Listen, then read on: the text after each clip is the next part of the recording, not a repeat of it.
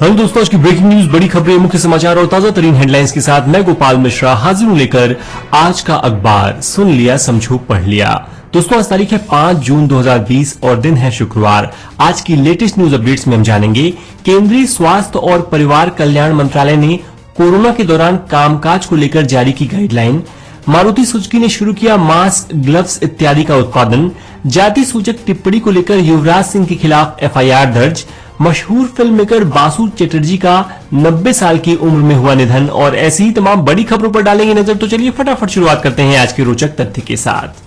हर साल 5 जून को यानी आज ही के दिन विश्व पर्यावरण दिवस मनाया जाता है। सन 1972 में संयुक्त राष्ट्र महासभा ने एक प्रस्ताव पारित किया और प्रतिवर्ष 5 जून को विश्व पर्यावरण दिवस के रूप में मनाने की घोषणा की थी।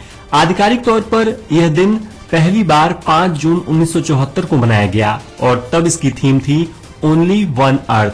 इस बार की थीम है टाइम फॉर नेचर। अब सुनते हैं देश दुनिया राजनीति की सभी बड़ी खबरें। केंद्रीय स्वास्थ्य और परिवार कल्याण मंत्रालय ने गुरुवार को कामकाज को लेकर गाइडलाइन जारी की है। इसमें कहा गया है कि गर्भवती महिलाएं, 65 साल से ऊपर के लोग और ऐसे लोग जिन्हें पहले से गंभीर बीमारियां हों, वो काम पर जाने से बचें। वर्क प्लेस पर सोशल डिस्टेंसिंग, सफाई, सैनिटाइजेशन की बात भी गाइडलाइन में कही गई है। इसमें कहा गया है कि दफ्तरों में थूकने पर पूरी तरह से प्रतिबंध लगाया जाए। इसके अलावा धार्मिक स्थलों को लेकर भी गाइडलाइन जारी की गई है। इसमें कहा गया है कि किसी भी धार्मिक स्थल में घंटी बजाने, मूर्ति छूना मना हो। परिसर में प्रवेश से पहले सभी को अपने हाथ और पैर साबुन से धोने होंगे। आज का अखबार सुन रहे सभी श्रोताओं से मेरा निवेदन है कि यदि आपने अभी तक अच्छी खबर चैनल को फॉलो नहीं किया है तो प्लीज इसे फॉलो कर लें और साथ ही नोटिफिकेशंस पाने के लिए बेल आइकन पर टैप कर दें। तो चलिए अब बढ़ते हैं अगली खबर की तरफ। देश में कोरोना वायरस से संक्रमितों की संख्या 2,20,000 के करीब पहुंच गई है। पिछले 24 घंटे में रिकॉर्ड 9,304 नए पॉजिटिव केसेज आए और 260 लोगों की मौत हुई। देश में अब तक कुल 6,075 मरीजों ने अपनी जान गंवाई है। कल आंध्र प्रदेश में 141, बिहार में 94, उड़ीसा में 90, राजस्थान में 68, छत्तीसगढ़ में 52, असम में 47 और नागालैंड में 22 रिपोर्ट्स पॉजिटिव आईं। देश के रक्षा सचिव अजय कुमार भी कोरोना वायरस की चपेट में आ गए हैं। दिल्ली एनसीआर बॉर्डर सील मामले पर सुप्रीम कोर्ट में सुनवाई हुई। अदालत ने कहा है कि सभी के लिए एक कॉमन पास बने जिसकी हरियाणा, यूपी और दिल्ली तीनों राज्यों में मान्यता हो। महाराष्ट्र सरकार ने देश में सबसे ज्यादा कोरोना प्रभावित मुंबई मेट्रोपॉलिटन रीजन में ई पास के बगैर जिलों के बीच आवाजाही की इजाजत दे दी है। अब बात करते हैं दुनिया की। दुनिया में संक्रमितों का आंकड़ा 66,07,825 हो गया है। इस दौरान कुल 31,93,394 मरीज ठीक हुए हैं। 3,88,000 लोगों की जान गई है। इजराइल में एक सांसद संक्रमित मिला है। रूस में 24 घंटे में 8,831 नए मामले सामने आए हैं जबकि 169 लोगों की मौत हुई है। पाकिस्तान में संक्रमितों की संख्या बढ़ती जा रही है, यह 85,000 को पार कर गई है। ब्राजील में 5,84,000 से ज्यादा केसेस हो चुके हैं। यहाँ 24 घंटे में 1,349 लोगों ने दम तोड़ा। अमेरिका में बुधवार को 20,000 से ज्यादा नए मामले सामने आए जबकि 1,083 लोगों की मौत हुई। ब्रिटेन आने वाले यात्रियों को 14 दिन तक आइसोलेशन में रखने के लिए कहा गया है। मैक्सिको में 24 घंटे में 1,092 लोगों की जान गई है और 3,912 नए केसेस सामने आए हैं।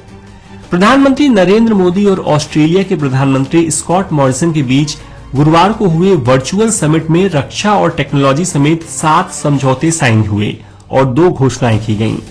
मोदी ने कहा कि दोनों देशों के बीच संबंध मजबूत करने का ये सबसे सही समय है।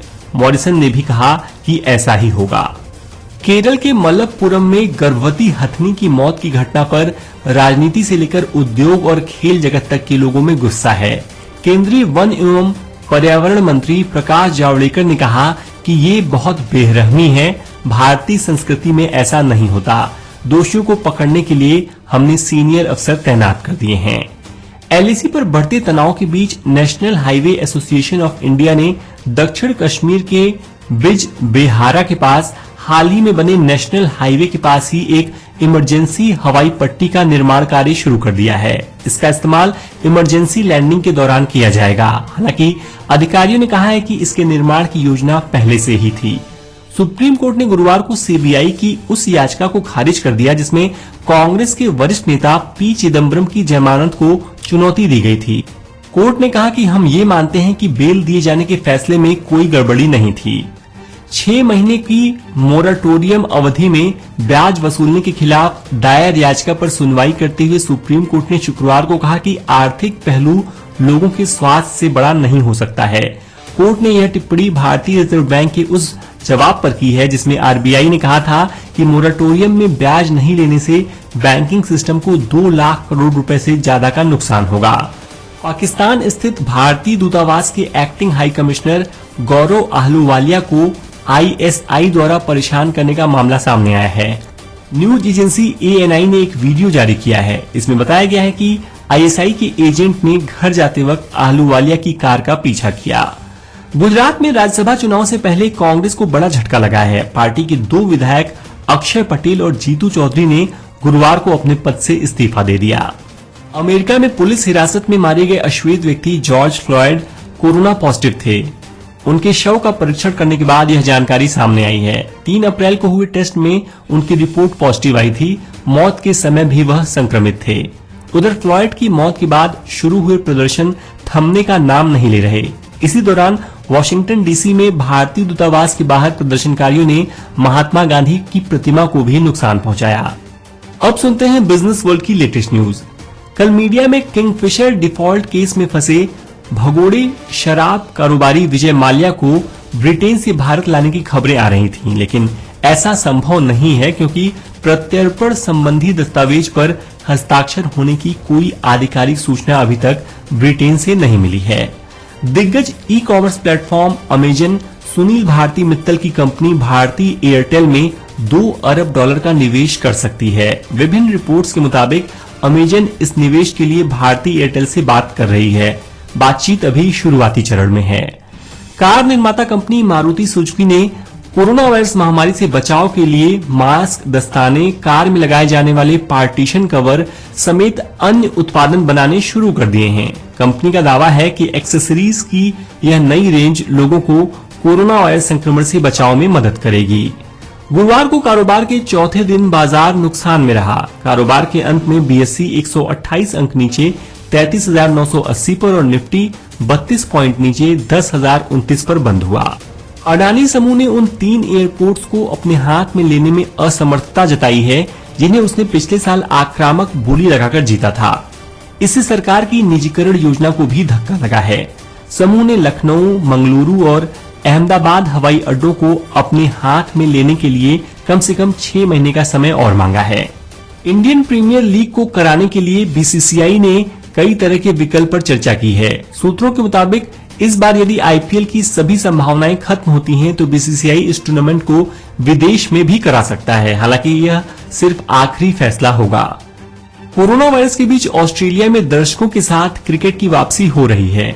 यहाँ डार्विन शहर में 6 से 8 जून तक CDU top and T20 tournament खेला जाएगा। इसमें 8 टीमें शामिल होंगी जो 3 दिन में 15 मैच खेलेंगी। यह सभी मुकाबले राउंड रॉबिन में खेले जाएंगे। श्रीलंका क्रिकेट पर 1 महीने में 2 बड़े दाग लगे हैं। पहले ड्रग्स के मामले में तेज गेंदबाज शोहान मुदुशंका की गिरफ्तारी हुई थी। अब पूर्व 3 खिलाड़ियों पर मैच फिक्सिंग के आरोप लगे हैं। इंटरनेशनल क्रिकेट काउंसिल की एक एंटी करप्शन यूनिट ने तीनों के खिलाफ जांच भी शुरू कर दी है। भारतीय टीम के पूर्व ऑलराउंडर युवराज सिंह को टीम इंडिया के युवा लेग स्पिनर युजवेंद्र चहल के टिकटॉक वीडियो पर कमेंट करते वक्त भंगी शब्द का प्रयोग करना भारी पड़ता दिख रहा है। हरियाणा के हिसार जिले के एक दलित अधिकार कार्यकर्ता और वकील ने युवराज के खिलाफ एफआईआर दर्ज कराई है। दोस्तों, आगे पढ़ने से पहले आपसे एक छोटी सी रिक्वेस्ट करना चाहूंगा कि यदि आप तक खबरें पहुंचाने का हमारा ये प्रयास सार्थक लग रहा हो तो प्लीज इस ऑडियो को कम से कम एक व्हाट्सएप ग्रुप में जरूर शेयर करें। तो चलिए अब सुनते हैं मनोरंजन जगत की कुछ बड़ी खबरें। रजनीगंधा और शौकीन जैसी बेहतरीन फिल्मों के लिए मशहूर फिल्म मेकर बासु चटर्जी अब इस दुनिया को अलविदा कह चुके हैं। उन्होंने गुरुवार को 90 साल की उम्र में मुंबई में अपनी अंतिम सांसें लीं। इस खबर के सामने आते ही अमिताभ बच्चन, शबाना आजमी जैसे कई बॉलीवुड सितारों ने उन्हें भावपूर्ण श्रद्धांजलि दी है। इससे पहले अक्षय कुमार स्टारर खिलाड़ी में वादा रहा सनम जैसे गीत लिखने वाले वरिष्ठ गीतकार अनवर सागर का भी बुधवार को 70 साल की उम्र में निधन हो गया। टीवी एक्टर मनमीत ग्रेवाल और प्रेक्षा मेहता के बाद इंडस्ट्री में एक और सुसाइड का मामला सामने आया है। एक रियल एस्टेट के कमर्शियल में नजर आई कन्नड़ एक्ट्रेस और टीवी एंकर चांदना वीके ने मौत को गले लगा लिया। बॉयफ्रेंड दिनेश गोडा के शादी से इनकार करने के बाद उन्होंने ये कदम उठाया। केरल में एक गर्भवती हथनी को पाइनएप्पल में पटाखे रखकर देने और इसके बाद उसकी मौत होने पर अक्षय कुमार, श्रद्धा कपूर, अनुष्का शर्मा, आलिया भट्ट, जॉन अब्राहम, वरुण धवन, दिया मिर्जा जैसे कई सितारों ने अपना गुस्सा जाहिर किया है और दोषियों को सख्त सजा देने की मांग की है। सहारनपुर देहरादून हाईवे पर मोहंड के जंगल से एक वीडियो वायरल हुआ है। वीडियो में दिख रहा है कि सड़क पर एक विशालकाय अजगर एक हिरण को निगलने की कोशिश कर रहा था। तभी वहां पहुंचे पंकज नाम के एक युवक ने अजगर पर डाल तोड़कर हमला किया, जिससे वह घबरा गया और हिरण को छोड़कर भाग गया। युवक सहारनपुर का रहने वाला है। तो दोस्तों, ये हो गई आज की प्रमुख समाचार पत्रों में छपी ताजा तरीन खबरें।